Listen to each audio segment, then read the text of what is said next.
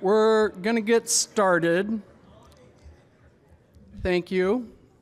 I get to play the role of Ken Santrigan, who was supposed to introduce me. So for the last Plenary of the day, you get Paul Solomon.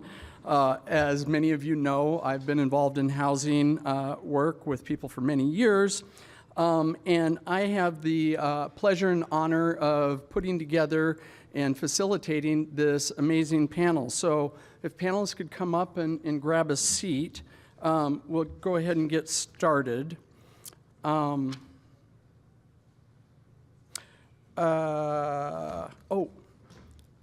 they're getting started, I'll grab my remarks.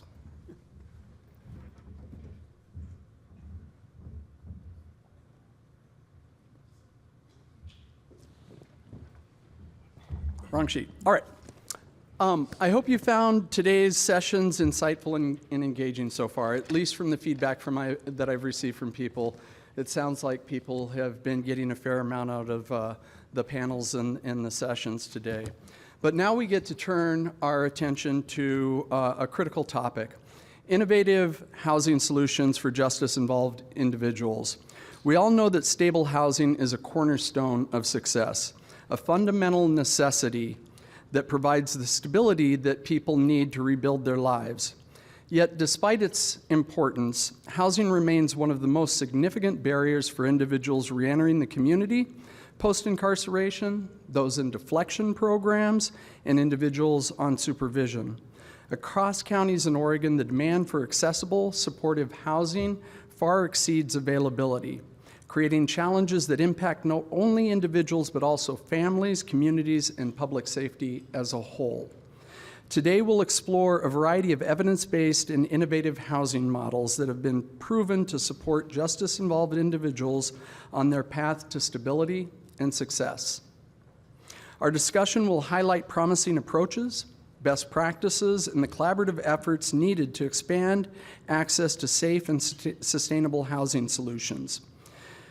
With that, we'll get started. We get to hear from three amazing individuals. First, we're going to hear from Tony Vezina. Tony is a person in long-term recovery who serves as the executive director of 4D Recovery.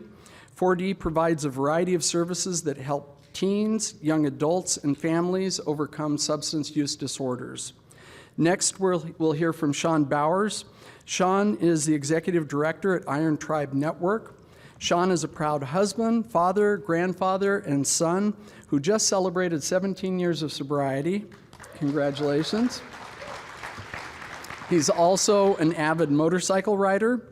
He says he has a lot of people who make him look good, and he's grateful for the opportunity to present today. Then you'll hear from Annie Hers. Annie has more than 25 years of progressive leadership in the nonprofit and higher education sectors, in addition to decades as a trainer and leadership consultant. She serves as the executive director at Sponsors, Inc., which we've talked a little bit about, and is the person who followed me as executive director and I think is doing an amazing job. So with that, our first panelist today is Tony. Are you going to use the podium? Yeah. Okay, great. Yeah. Thanks. Hey, how's everybody doing? My name is Tony Vezina. Happy to be here. I wrote my remarks out because it was my first interaction with Paul, and he was a good executive director, I imagine.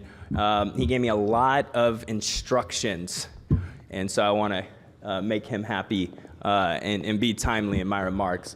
When I first walked in, it was brighter than it is right now, because when I was in here this morning, it was a little dingy, and I thought this was a jury box over here, and I was waiting for people to potentially be prosecuted, and everyone in here, it's my first time at the Criminal Justice Commission conference.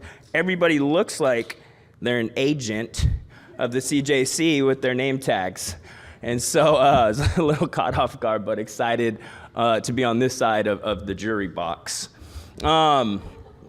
And, a little quinky dink here, hadn't been invited to come speak at this conference yet, but earlier this year, we were able to hire Nick Krapser over here, Dr. Krapser, spelled just like it sounds.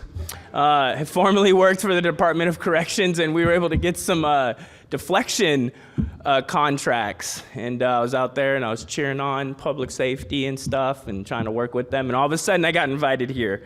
So was it a coincidence? I'm not sure.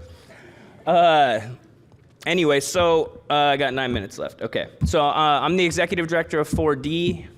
We provide a variety of services, comprehensive services now that support young people, adolescents, and adults in overcoming substance use disorders.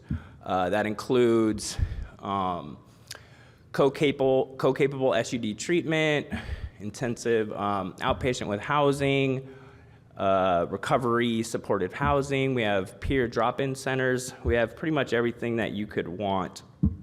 And our philosophy is aligned with a chronic care model. So we know that if we can support people with substance use disorder and achieving a 5-year remission mark, their likelihood of having a reoccurrence of use drops to about 15%, which is the general population's equivalent of developing a substance use disorder in the first place. So we're trying to have that sort of continuum of care.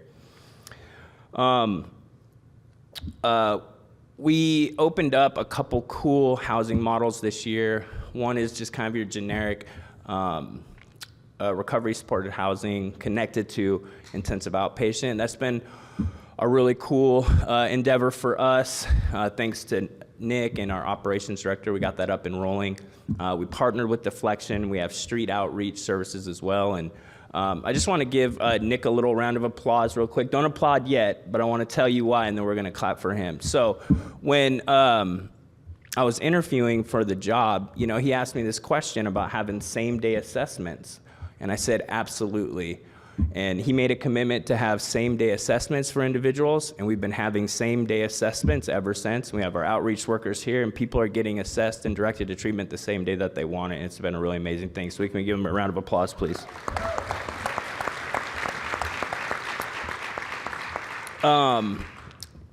You know, do we got anybody from Care Oregon here? I don't know if anybody's from Care Oregon here. They're CCO. I love them. They help fund a couple different endeavors of us, including our treatment services. But we opened a 40-unit post-residential recovery supportive housing complex in November. We pitched them the idea based on this bottleneck that's in the system of care. You know, when I think about the services available in a community, I think of sort of an ecology of care where you need kind of the right amount of different services for the flow of the system to work accordingly. And one thing that we knew is that there was a bottleneck in residential treatment, both people coming into it from withdrawal management, and then also people being able to find a place to go after they were done with the residential stay. So we pitched Care Oregon this idea of having a dedicated, about a year-long program for individuals leaving residential treatment. And we partnered with, I think, 5 different residential treatment providers, including Volunteers of America, serve a lot of criminal justice involved people. That's where I came from. I'm a graduate of VOA. I really love that place. Actually, Kate Turan, the longstanding executive director, is having her retirement party tonight, and I'm missing it to be here with y'all, so feel lucky that I'm not with her, because she saved my life. No, I'm just kidding. Anyway, so this program is really cool because people exiting residential treatment, the only requirement is that they continue on with whatever their treatment plan is. So they come in, we do sort of wraparound peer services, they continue on with their treatment, whatever they got to do, that's cool. And as they graduate treatment, then they can move into a more intensive sort of recovery coaching model that we've developed. And really what it is, it's really diving deep into the social model of recovery. So if you think about the models of recovery, you have the clinical model, like Dr. Krapser here. He's helping with the clinical sort of cognitive interventions. And then you have the social model of recovery, which is what I've done for a long time, which is getting people involved with the recovery community, where they feel a connection, they see hope, they're inspired, they develop a persona or an identity in recovery. And so that's going to be the second part of that stay in that facility, is really focusing on what is the person's recovery pathway going to be? What are they going to do? Are they going to go like to the sweat lodge? Or are they going to go like do mindfulness meditation, like, I don't know, whatever it is that they're gonna do and feel comfortable with, that's what we're gonna try to help them figure out. And they're gonna have some time to do that before they, graduate the program and move on into independent living, hopefully. We use NAR accreditation for all our houses. NAR stands for the National Association of Recovery Residents. It's a national accreditation that states can use. MACBO, I don't know if y'all know MACBO. MACBO is the local affiliate for that. Iron Tribe and a lot of other recovery residents use it. It's basically just a standardization of sober living, ensuring that operators use some, best practices and not kicking people out for being on, medication for opioid use disorder and so on. So we use that. We actually have a bill this session that would codify NAR accreditation as a requirement for any entity that wanted to receive public funds. We think it's a really good strategy to safeguard public investments into good operators, but also it sets up a standard of practice in the state that can be used for long-term sustainable funding. House Bill 2239, if you want to write in some public comment, there's a hearing on Tuesday. One thing that Paul had asked me about that I don't have a ton of experience, but my buddy Sean over here does more than I do and knows more about recovery housing than me, is around not in my neighborhood stuff. And so what I found in my limited experience, and the best way to address that is to go have conversations head on and be honest and discuss it with the people who have concerns. When we were opening up the 40 unit in Northeast Prescott, we had some concerned neighbors, and they went and met with me right before it opened and asked them a very simple question. I said, would you rather this be a place where everybody can use all the drugs they want and do whatever they want, or would you rather have a place that was focused on people recovering, they were getting the support they need, and you had a phone number you can call if there was a problem? And everybody said, we'll do the thing that you're talking about. And so, we established relationships with individuals and community members, and we just talk through stuff. And maybe there are, people who are causing trouble, and we'll address those things when they happen. In my closing remarks, I'll just say that, there's many people like me who become addicted to drugs and participate in crime and, to some degree become a burden to society. That is a fact. There's many people who use drugs and don't become a burden to society, but some do, like me. But the other fact, which I think is equally as important, is that addiction is a treatable disease and that people do recover. Over 20 million people in the United States are in recovery. That's a lot of people. And the biggest problem we have is we don't have enough services for people to recover. And so it's been a privilege of mine over the last several years, and there's other recovery leaders here who've had a great, debate around what is the best way to get people help. And it's been great because it isn't a debate on whether or not people deserve it. And I think that demonstrates how far society has come to treating this issue like the issue it is. One that's a healthcare disorder that has some associated behavioral sort of collateral effects to society. I'm really proud to have been able to partner with public safety, specifically through deflection. It's been great for me and many of my staff. One individual, his name's Cody, and he grew up in Gresham in Portland. And he's now working, hand in hand with the same cops that he ran away from, and we're learning a lot about each other and about the best way to get people into treatment where they can change their lives, because remarkable things happen. Thank you.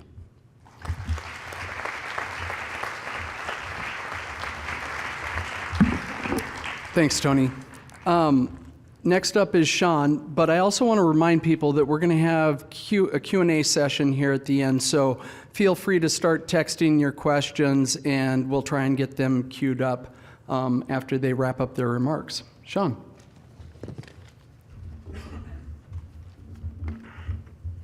Thank you.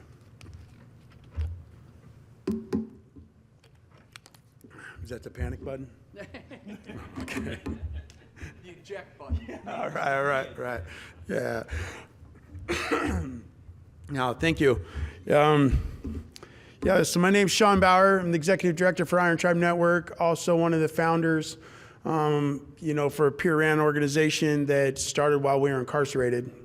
And I'll get to that in a minute. But so it took me 13 years to figure it out, right? The 2 trips to prison and 8 years in out of Washington County Jail, that I wanted a different life. Today, I'm a person in long-term recovery, and what that means is I haven't had to use drugs, commit crime, or use alcohol in 17 years. 2/23/2008 is my clean date.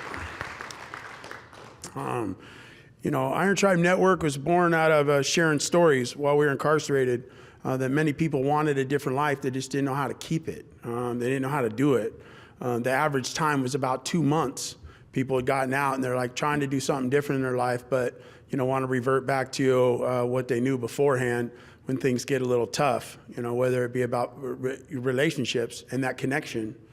And so what we wanted to do is build a community that we could be fully understood by. If people had challenges, I like to say challenges versus problems. To me, problems are like world hunger, poverty, racism, things that I cannot solve. But if they're challenges, I feel like that's collectively, we can do that as a community. The other things we could probably take a chunk out of, but I think that these challenges around drugs, alcohol, crime, jail, prison, treatment, mental health, then you're right at home. We are people in recovery from pressures and barriers, which I'm sure everyone in this room has pressures and barriers, so that means that we're all in recovery. Like I said, recovery is a broad word. It's not always alcohol, drugs, or crime. For me, through peer support, my spiritual practice, and Narcotics Anonymous, I'm proud to say that is possible, that I can recover. For us, we offer 3 types of housing across 8 counties in Oregon: Marion, Columbia, Tillamook, Clatsop, Multnomah, Clackamas, and Polk, and Washington County. One of the models is a self-pay model. It's really self-driven. You have some chores and a weekly house meeting, random UAs, but there's no length of stay. Second model is a behavioral health resource network. That's the BURN program, funded by Measure 110. We have that in 4 counties with a length of stay of up to 6 months. It has a mentor and a house manager on site, a little more accountability and a matter of focus on what you need to do so that you can get back to self-sustainability. Then we have a Oregon Department of Human Services, ODHS model, where we're helping moms and dads that are involved in the child welfare system. It has a length of stay of 6 to 9 months with a mentor that we call a reunification specialist. It's a little bit out of the traditional scope of being a peer or a mentor. And it also has a full-time house manager that either one of them could be a safety service provider. And that makes the courts in ODHS comfortable with returning kids, at least on a temporary reunification. Both program models have a built-in wraparound services to assist people in getting back to self-sustainability. As Tony talked about, NAR. We're NAR certified. NAR is the National Alliance Recovery Residency, and NAR's mission is to enhance access to quality recovery residences by setting standards, providing education, and advocating for those in addiction recovery. And our deputy director is the president of Oregon NAR, Melly. So she's not here to be here today, but she does a great job of bringing all of the organizations together. Earlier in 2020, MACBO actually came to us as a group of all of the housing providers and asked, do you want to be part of this and do you want this to be here? And then later, said, well, we can't be, we're the certifier, we can't be the, the president, or we can't, so that's where Melly took on that job. Oh, and the part of NAR, we're committed to having policies and procedures to provide safe and stable housing, working with our peers and our neighbors to build a community. That's part of having those policies that, you know, that houses aren't going to get overrun, and that we are going to go and knock on the neighbor's door and you know, and say that we, you know, not ask, can we live here? But hey, we do live here, and we want you to come talk to us about if, you know, if we have some neighborhood issues, you know, or vice versa. If I have some neighborhood issues, I want to be able to come and talk to you, you know.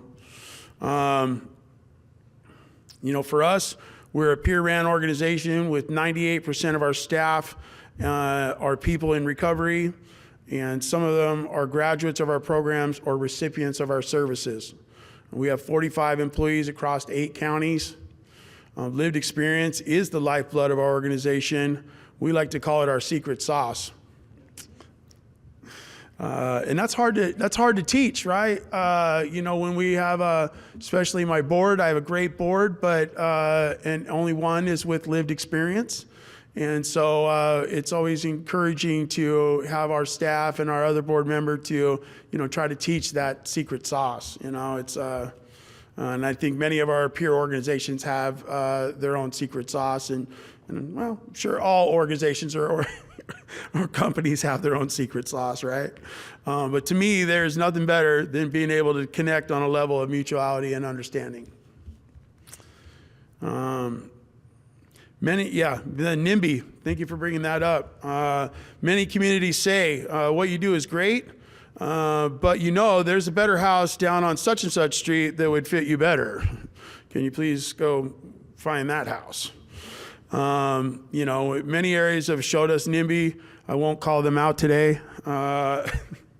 But you know, most of them we've been able to sit down and have a conversation with, and been able to, you know, work through what their fears are, what their worries are, encourage them that their property value is not going to go down because we are your neighbor, and some of them have become our greatest supporters.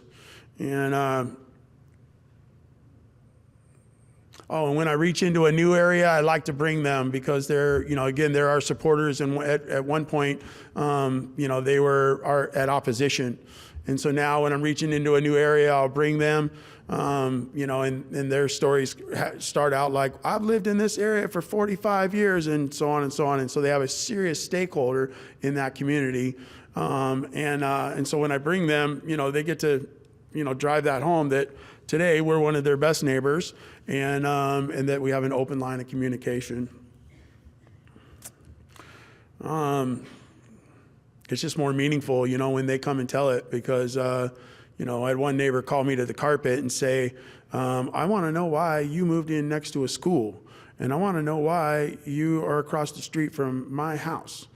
And I'm like, well, when would you like to know that? You're going to be at my house on Tuesday, and the neighborhood is going to be there. And I was like, okay. And, you know, and today she, you know, I mean, she's super great, and we love Phyllis. And so, you know, she's a huge ally today, but at the time, she just didn't understand why family recovery housing would want to go next to a school. You know, well, to her, she didn't understand that it was family recovery housing. That's one thing I forgot to include, is that, you know, Iron Tribe Network is men, women, and children in every house in all 3 models. So you could be a single person, you could be a single parent, you could be a couple with no kids, or you could be a couple with kids. Kind of depends on which the room size is, and, you know, and all that. So there's some dynamics, and there's some occupancy levels and the things like that we have to fire code. But for nonetheless, we don't like to put more than 3 people in one room. And so it could be 2 kids and 1 parent, or, you know, whatever the ratio is. Couple success stories I'll finish with. One is myself. It's easiest to talk about myself, right? But you know, I was able to move into recovery housing. I was able to rent 2 rooms, get my 8-year-old daughter, become a, you know, single full-time dad. I was going to school. I was able to get my license back. I got a job and a car, and I was able to meet my child support obligations, my restitution, and my parole and probation. And that's you know, and allowed me to make the necessary repairs so that I could get back to my own self-sustainability. That's what recovery housing did for me. Another one that stands out is a mom that was in our Measure 110 burn program in Salem. She was able to have 2 of her children with her in the program, was able to work on her SUD and her mental health challenges, get stabilized, started having visits with her other 2 children, got employed, got into her own place, and now has all 4 of her children in her care under the same roof. And for me, it was very powerful listening to her to tell that to the state representative when he came by the house and wanted to check in on what does Measure 110 do here, you know. For me, I'll close with this. With support and safe and stable platform that people want to do better, we'll do better. I want to thank Paul, the CJC, and the panel members for being a part of my recovery today. Thank you.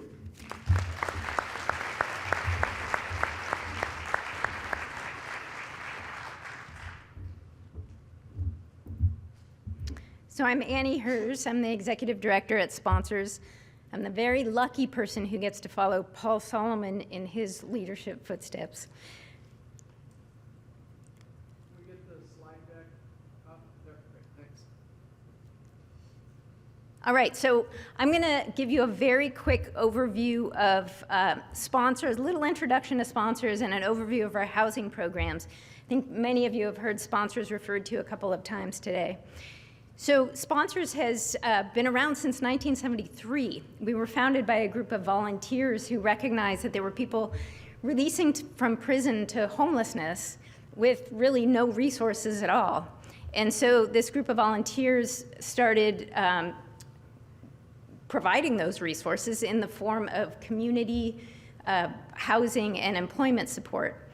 And so fast forward to 1988, we began providing our first transitional housing. We started with 5 beds. And I want to linger there for just a minute because I'm going to fast forward really quickly to today, where we have 235 beds on multiple sites of both transitional and long-term housing. It took us a long time to get there. We've been around again for 52 years.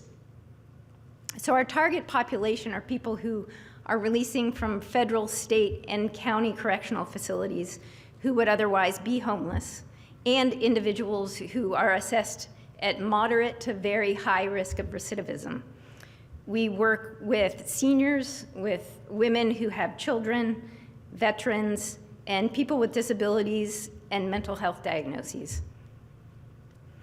So I think most of us can agree that housing is really the foundation of stability.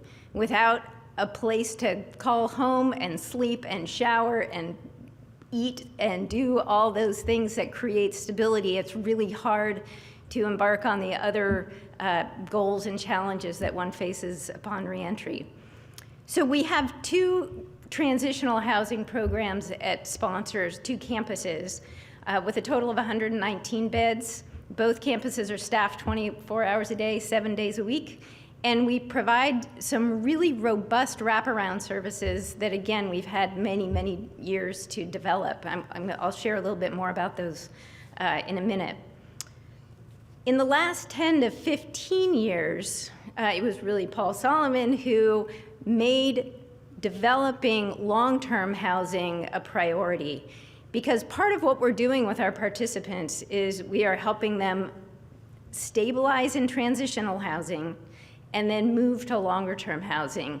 And with a 2% vacancy rate and with a criminal history, finding long-term housing is very, very difficult. So the long-term housing inventory that we've been able to develop is a combination of apartment communities, tiny homes, and shared houses. And actually, I'm going to go back to this slide for just a minute because I want to invite you to start to pay attention to these images. You will notice that all of our housing is really very aesthetically pleasing, and that is a very intentional, it's very intentional. We want to make our housing counter to an institutionalized feel. It's good for our participants, and it's good for the community to have beautiful spaces. So in the process of developing housing, we have some key partnerships without whom we really couldn't do what we do. Homes for Good is our Lane County's public housing agency. We work very closely with them. Community Corrections is also a very close partner. Lane County Parole and Probation, in fact, is right across the street, and we talk every day. State and local elected officials, and over 52 years, we built a very solid and large base of community support. The funding sources for each project are a unique combination of low-income housing tax credits, home funds, local and state government grants, philanthropic foundations, and individual donors. So I'm going to just share briefly about each of our both transitional and long-term housing facilities. So Roosevelt Crossing is considered our main campus, and all of these are in Eugene. It was built in 2010, has 45 units of transitional housing, which translates to 82 beds for men releasing from jail or prison. And the typical stay at Roosevelt Crossing is 60 to 90 days. This project was funded by low-income housing tax credits, a VA grant, and a number of private foundation grants. And this is also where our administrative offices are housed. I do want to share something that I think is really important when we're talking about housing, and that is that we used to call Roosevelt Crossing our men's campus, and in a minute I'm going to talk about our downtown campus, which used to be called our women's campus. And we have changed that language because there are more and more people who are coming out of incarceration who are either transgender or identify as non-binary. And so the language change really creates a more inclusive environment, and we invite people to identify what campus they will feel most comfortable on. So our downtown campus is where female identifying participants live. We have 24 transitional housing beds there. The typical stay at our downtown campus is a little bit longer. It's typically 90 to 120 days. And that's because we have found over time, it's quite apparent actually, that it's easier for men to find higher paying jobs. And women often find minimum wage jobs in the service industry. And so it takes longer to save up money to be ready to move into longer term housing. And in addition, a lot of our women participants have kids, and having kids just makes life more complicated. So we have on this campus 5 rooms that are specifically for women with their children. So we do have children living at our downtown campus. So I mentioned that our transitional housing program has robust wraparound services. I just want to give you a quick sense of what we offer. Each of these could be a whole conversation, but to give you an overview, we start by providing basic needs in the form of housing, food, and clothing. And again, we have 24-hour day, 7-day-a-week staffing, so whatever needs might come up in the moment, they can be met. Each participant has a case manager. We provide group programming in the form of cognitive behavioral intervention groups, motivational enhancement therapy, and we partner with Emergence, which is a substance use treatment program in town. They come on site to provide groups. We provide really robust employment support, long-term housing support. We have a behavioral health therapist. We have peer support in the form of medical navigation and recovery support. And we also have a really wonderful mentorship program. We have 10 tiny homes that are really beautiful. They're about 300 square feet each. They're in a little community, kind of in a circle. This was a project built in 2020, and it was funded by private donations, Lane County, a Lane County grant, and foundation grants. And again, this is permanent supportive housing for people with conviction histories. Just want to give you a few images. The 2 on the right are pictures inside of the tiny homes, and the one on the left is a community space for that tiny home community where there's a full kitchen, living room area, place to share meals and enjoy a movie.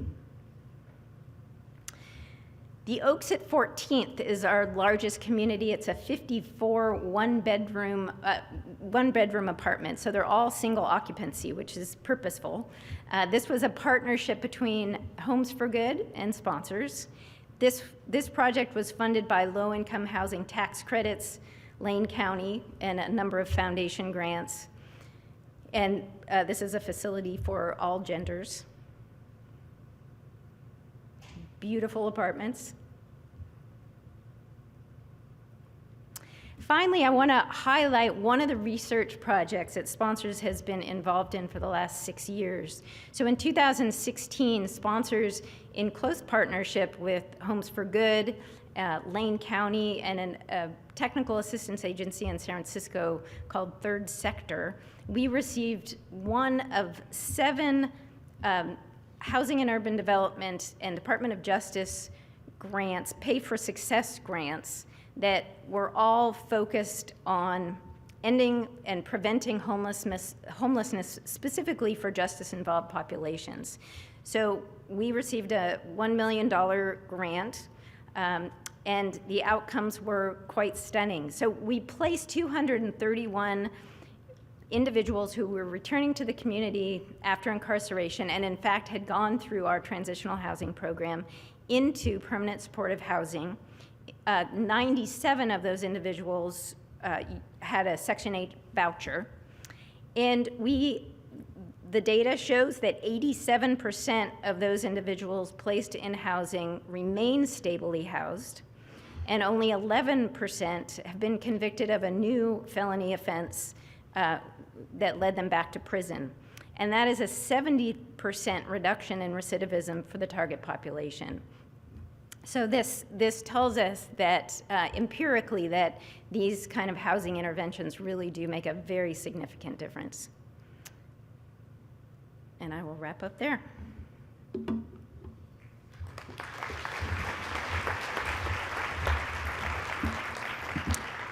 Thank you all. So I think we got to hear about a few different types of housing, from treatment housing, recovery housing, and transitional housing, and would love to open up any questions. Oh, that's the timer. Carol, do we have any questions from the audience? Yes, the first one says, how does your organization ensure that housing and treatment services that you offer are reaching the Black community? We know that the most underserved communities are overwhelmingly represented in prison and underrepresented in treatment services. Great. Who would like to take that, Tony? Yeah, sure. So thanks for the question. There's a couple different ways that 4D tries to be inclusive. One would be, hiring and partnering with individuals who represent that community and having good relationships that help translate into trust, so people know that coming to 4D is a cool place.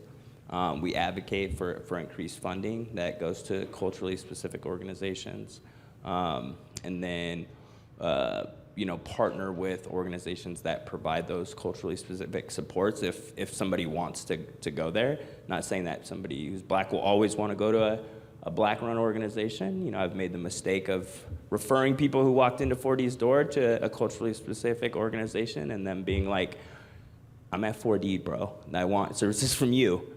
I came here for a reason. I want to come here because I wanted to work with you guys. And so that's what we do to, try to best be inclusive and responsive to everybody. Great. Either one of you want to? Yeah, we don't do treatment, but when it comes to housing, we put out the type of housing that we have, and it serves, everyone. As I said, men, women, and children. We do that. We don't really advertise, but we do that through going through 12-step meetings. We do that through going into the prison. We do that going into the treatment centers, and we make sure that we, do have an equitable service for anyone who needs housing. Can get into housing. There's some logistics behind that, like again, whether they populations, we don't serve sex offense or arson. Or do they have funding, or but when it comes down to, we're really just about trying to serve the folks that are inquiring about housing and making sure that we're putting out in lots of areas that we have housing available. And the way the way sponsors works is we can accommodate most everybody who is coming back to Lane County. And so that, the folks who come to sponsors, one of the first things that we do is the case managers do a number of assessments to identify which programming is going to best meet the need of that individual. And one of those tracks is entering into emergent substance treatment programs. So no matter who you are, you will end up in a treatment program if that's kind of your highest risk area. Now, having said all that, that's kind of technically how it works at sponsors. I think it's a great question, and there's always room to do better in terms of creating more culturally specific, meeting more culturally specific needs. We absolutely can be doing more specifically with our Black participants, and so that's a conversation we're often having. Great. The next one says, how can agencies in smaller counties and more rural areas address the not in my neighborhood conversation and make headway? I will give you my card. Melly, our deputy director, is really great at that. Not that I don't have something to offer, but you really want to look for houses that, it's kind of lengthy. So you want to look at, you don't want to run out and buy a house in a brand new development, right? You want to look at a house that serves, might have been previously multi-generational, has off-street parking. There's just some things that you really want to look at if you were going to try to do clean and sober housing. And again, it's about what is your focus, the populations that you're going to serve. People's biggest fear is that you are going to put in, it's going to be a drug house, or that you're going to house sex offenders, or you're going to house murderers, or, there's a lot of things that they start all of those fears. So to get around the NIMBY, you have to go in and already have a plan of action towards those fears and those worries. I'll also add a few comments, having dealt with this issue pretty substantially over the years. I think there are some things that you can do to address neighborhood concerns, and one of them is being upfront with people, holding community meetings, engaging neighbors, talking about your track record, letting them see the type of housing that you've developed makes a big difference. The other thing that I've seen that is critically important is having community partners, elected officials, your partners in community corrections, law enforcement, come and be a part of those community conversations and help advocate for these type of programs. Really helps to allay neighborhood concerns. Any other comments? Okay. Carol. Do you have advice from a peer support perspective how to help facilitate cultural or system change within the community correction/justice system? That's a deep one. So what I found a really good way to address kind of bias, whether it's in the criminal justice system or the medical system, I'll say that the criminal justice system usually gets bashed on pretty hard when it comes to this issue, but the medical system needs some improvement too. Because oftentimes the hospitals call the cops to have drug addicts removed when they're in the highest state of acuity, and then a lot of the medical professionals are out there pontificating about how this is a disease and all this stuff, and it doesn't quite, for me, it doesn't quite meet the mark. And so the best way that I've found to address sort of misconception and bias is through exposure. Me, myself, when I'm exposed to other people and it's kind of humanized and I get to see who people are, they get to see who I am, it reduces that bias that I have. And so what I found that works really well, and just most recently working with public safety out in Gresham with my friend Cody, who's previously arrested by these cops, that's all they see. That's all they saw was that. They didn't get to see the Cody in recovery, right? But now they get to see this Cody in recovery, and their perspective on who these individuals are or who they could be has changed. And so I think we have to have conversations with people that think differently than us, who maybe have a different perspective than us, and we have to share our experiences to humanize the situation and sort of show that there's light on the other side. And I beat up on the emergency rooms a lot because they would kick me out of the emergency room when I was like, using heroin and gonna die essentially, right? And but the fact is that that's probably what they see all the time is Tony in his worst state, stealing medical supplies and shit. Because I was doing all sorts of stuff, stealing supplies and trying to steal your wallet. And all, it's just kind of a menace of sorts. I was not doing good. Now I'm different. Now I'm Tony in recovery, and I do that less frequently. Mostly only at conventions that I speak at. Am I stealing your stuff? Because it's so easy to pilfer your cars when you're all here. So I don't know. That's one way that I see sort of moving forward to help address stuff. All right, Carol? So this says for Tony specifically, it's not easy across the state to get fast timelines from officer deflection to handoff and assessment. What's the key for your 4D team where you're able to do that so quickly? Do you think it's been worth the resource investment to be able to respond quickly? Well, Janie's here too, and they've been, MHJO has been doing stuff downtown, but I think we need to open our minds up a little bit about what deflection means and what the practices are. So I think there's sort of this formal deflection intervention as written in the law where it's like, you got to meet all this criteria, and then once you do meet the criteria for the program, an officer calls somebody and you do this field-based approach, you go down there. What I think we need to do in addition to that to have more success, and something I've been really proud of that we've been doing at 4D in Gresham is, oftentimes public safety kind of know the characters, who are going to be arrested. They end up knowing them. They see them a lot of time. We're focused really on people who are, very visibly homeless and stuff like that out on the streets and out of jail a lot. And so I think the partnership is having dedicated, and I think peers play a really critical role in this, and their lived experience is very important, a very crucial tool. Not that they fix everything, but I think this is one thing they're really good at is motivating people to change. And having peers out in the streets, engaging with people who would eventually be arrested, having community members call and engaging those people who would be arrested, who would commit crimes, who are going to get caught up in the criminal justice system as a form of deflection, like hitting hot spots and stuff like that.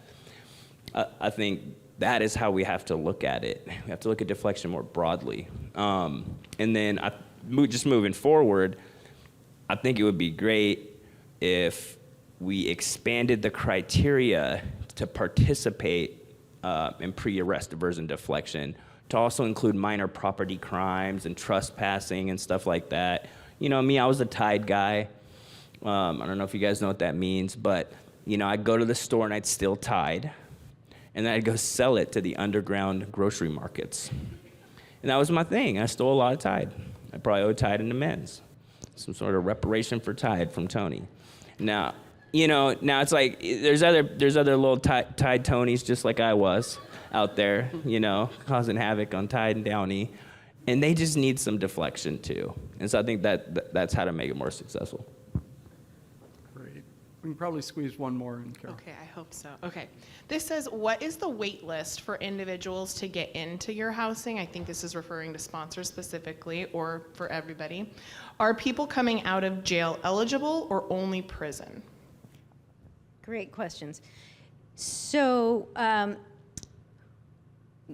it depends on where folks are coming in terms of the time to wait. There are people who apply for sponsors about 10, 15 years before they're released, who know about us. They want to make sure they have a bed at sponsors.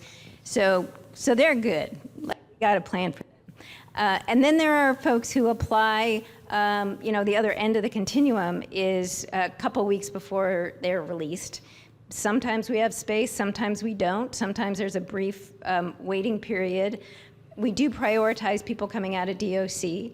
We have kind of a separate process for community referrals, so that's typically POs referring community members coming out of jail to sponsors, and we do have a longer waiting list for that process. Great. Yeah. For us, there's a couple entry doors because obviously we have a couple of different types of housing, but the self-pay model, can serve people from jail, treatment, prison, the community, anywhere. And so when it comes to the prison, it's normally through me because I'm in the prison. I'm a carded volunteer at 4 prisons, and so I spend a lot of time.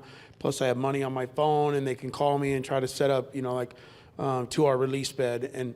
And for us, we have a couple addresses in Multnomah County and Clackamas County that we don't rent for that. One is called a stabilization bed. One is an E-bed. So if someone's in the community kind of wait, and they need an emergency bed, they can utilize that. I used the emergency bed so much that we turned it into a stabilization bed, and I had to create a second one. And so anyway, as far as if they can really just call and then find out, and it's mostly about what is their county of commitment and what is the release date. And then I reach out to the county, try to figure out if there's already a transition plan in place. Maybe they're going to Bridges to Change, maybe they're going to sponsors, maybe they're going to some other organization, Clackamas Work Release. And if there's no transition plan already in place, then I get the green light to build one, and then I start doing that. That's what we do, a lot of it, especially if they're having short-term trans leave. Everyone is looking for an address to get out, and again, so there's some conversations that I have to have with individuals about what is expectations, and because everyone needs housing. It's the greatest need. So let's talk about the other stuff that you want to do when you get out. Like, let's not talk about the fact that we have housing. So those are the conversations that I have with individuals. When it comes to self-pay, we have one phone number for you to be able to get to all 23 of those houses on the self-pay model. And so our screening is going to be, what are you doing for your recovery?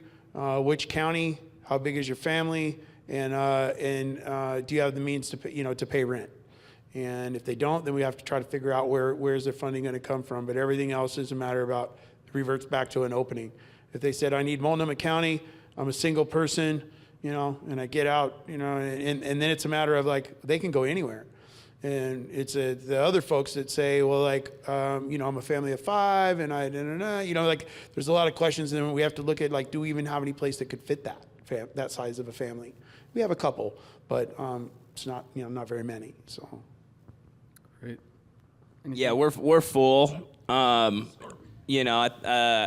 the chair of the Alcohol and Drug Policy Commission, and we partnered with OHSU and done a gaps analysis around SUD services a couple years ago. And I believe statewide there was a gap of around 4,000 recovery residence beds. That's not including the other sort of long-term supportive housing like sponsors has. And so there's a wait list, but people are coming in and out quickly, so we can get people there. But we're far under capacity for what we need for supportive housing units statewide. So it's a problem. Great. Well, thank you all for sharing your perspectives and wisdom about housing. I'd like to give them a warm round of applause as we wrap up our last panel for today. And so before we wrap up, just a quick reminder about our post-event social networking opportunity sponsored by Reconnect. We invite you to join us after the sessions for a chance to connect with fellow attendees, speakers, and industry professionals in a relaxed, informal setting. It's the perfect time to reflect on what you've learned today, share insights, and build valuable connections. The event will be taking place in the Willamette Foyer, and we'll have some light refreshments available.